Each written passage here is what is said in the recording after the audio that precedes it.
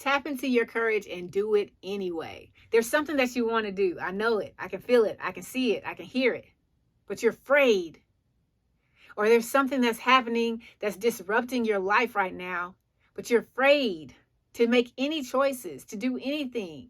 I need you to tap into the courage that my baby has. So my baby, for those of you who don't know, she's the baby of the twins, and she's the youngest. So I call her my baby. She's 10 minutes behind her older sister. The other day, she's so feisty. She was taking a toy from her sister, and she kept pulling it even though I told her to stop. So I sent her to the timeout chair. Mind you, she's one and a half. I sent her to the timeout chair. On her way to the timeout chair, she made sure that she let me know that she was in protest of going to the timeout chair. So anything that she could reach with her little short self, she was pulling it down, knocking it down, hitting it, all of this whole tantrum, but walking to the timeout chair anyways. Then she gets to the timeout chair. She puts her hands on it and she shakes it and she picks it up and throws it. I said, ma'am, you need to pick that up and sit in it. So she was protesting in the way that she could against what she thought wasn't worth her going to the timeout chair for.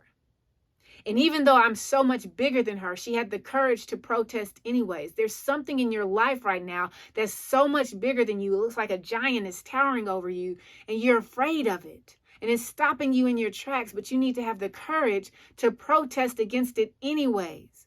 Understand that there are going to be consequences for it, and the consequences might turn out even better than you thought. But protest anyways, because that giant that's in your life that's telling you, no, stop, don't do it, is something that's trying to keep you from what God has planned for you. So I get her to sitting down in the chair, and I'm looking at her, and she gets up and she's standing up like she's in a full protest mode. I said, Imani, sit down. And she looked at me. I said, sit down. So then she got to the point where I had to stand up and walk over to her.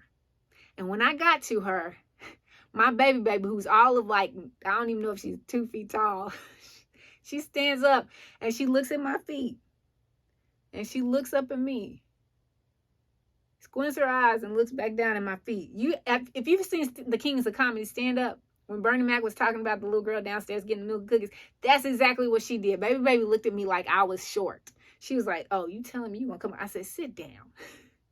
So we had a moment, and it was so funny to me because I can see her courage.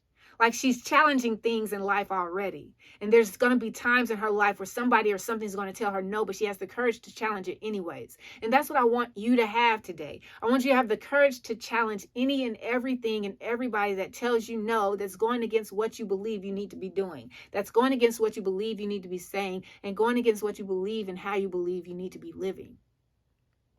Get the courage of my baby.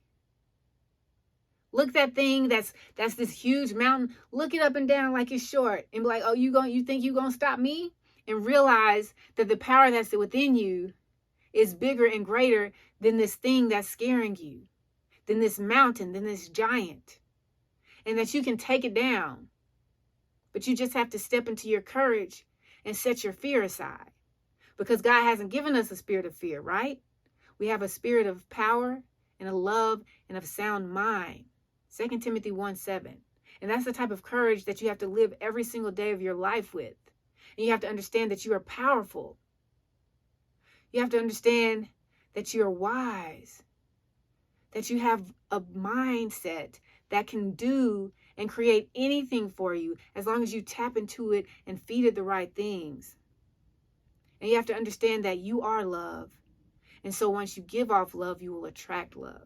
And that's from everything and everybody. Because you deserve the best version of everything and everybody. But first you have to be the best version of yourself. And to do that, you have to face your fears, set that fear aside, put on your courage, and look that mountain up and down and say, you're not going to move me. I'm going to move you. So go get your courage today. Put that coat on, and whatever it is that you've been wanting to do, you've been wanting to say, you've been needing to get done, go do it, because you got the courage of baby.